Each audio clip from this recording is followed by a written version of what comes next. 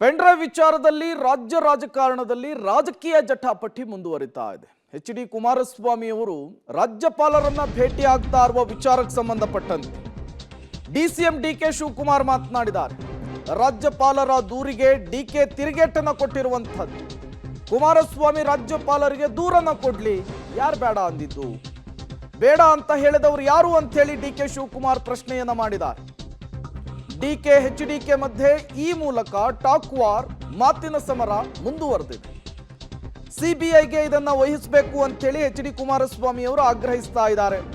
SIT ತನಿಖೆಯ ವಿರುದ್ಧ ದೂರನ್ನ ಕೊಡ್ಲಿಕ್ಕೆ, ರಾಜ್ಯ ಸರ್ಕಾರದ ನಡೆಯ ವಿರುದ್ಧ ಪ್ರಶ್ನೆಯನ್ನ ಮಾಡಲಿಕ್ಕೆ, ರಾಜ್ಯಪಾಲರನ್ನ ಭೇಟಿ ಆಗ್ಲಿಕ್ಕೆ 3 ಗಂಟೆಗೆ ಎಚ್.ಡಿ. ಕುಮಾರಸ್ವಾಮಿ ಅವರು ಮುಂದಾಗ್ತಿದ್ದಾರೆ. ಇದೇ ವಿಚಾರಕ್ಕೆ ಡಿ.ಕೆ. ಶಿವಕುಮಾರ್ ರಿಯಾಕ್ಟ್ ಮಾಡಿದ್ದಾರೆ.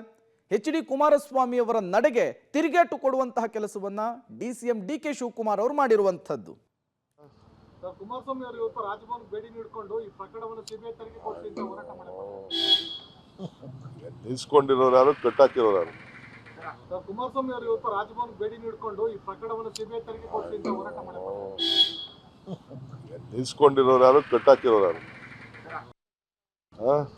ಕುಮಾರಸ್ವಾಮಿ ಅವರು ಇವತ್ತು ರಾಜಭವನ ಭೇಟಿ ನೀಡಿಕೊಂಡು ಈ ಪ್ರಕರಣವನ್ನು ಸಿಬಿಐ ತನಿಖೆ ಕೊಡಿಸಿ ಅಂತ ಹೋರಾಟ ಮಾಡಿದ್ದಾರೆ. ನಿಲ್ಸ್ಕೊಂಡಿರೋರು ಯಾರು, ಕಟ್ಟಾಕಿರೋರು ಯಾರು? ಕುಮಾರಸ್ವಾಮಿ ಅವರು ಇವತ್ತು ರಾಜಭವನ ಭೇಟಿ ನೀಡಿಕೊಂಡು ಈ ಪ್ರಕರಣವನ್ನು ಸಿಬಿಐ ತನಿಖೆ ಕೊಡಿಸಿ ಅಂತ ಹೋರಾಟ ಮಾಡಿದ್ದಾರೆ.